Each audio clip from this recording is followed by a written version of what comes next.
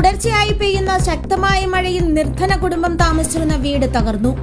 Kattakada ആമച്ചലിൽ Annie Rajesh ദമ്പതികളുടെ വീടാണ് കഴിഞ്ഞ ദിവസം രാത്രി 8 മണിയോടുകൂടി ഭാഗികമായി തകർന്നത്.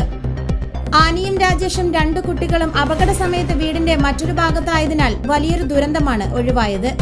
വീടിന്റെ അടുക്കള ഭാഗവും സമീപത്തെ ശുചിമുറിയുമാണ് പൂർണ്ണമായും തകർന്നത്. വീടിന്റെ ഒരു ഭാഗം തകർന്നതോടൊപ്പം മനസ്സും തളർന്നു നിൽപ്പാണ് സാമ്പത്തിക ഭദ്രയില്ലാത്ത ആനിയും രാജേഷും.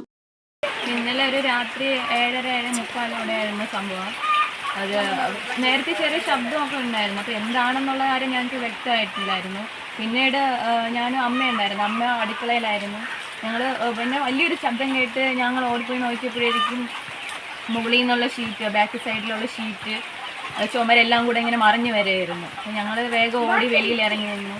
കുറച്ച് നേരം കഴിഞ്ഞിട്ട് എന്താണെന്ന് ഞങ്ങൾ പോയി നോക്കിയതിന് ശേഷമാണ് അങ്ങനെ ഷീറ്റ്, ചുമര് എല്ലാം, കല്ല് എല്ലാം മറിഞ്ഞ് ഞങ്ങളുടെ വീടിനകത്തേക്ക് ഇങ്ങനെ വീണിട്ടുണ്ടായിരുന്നു.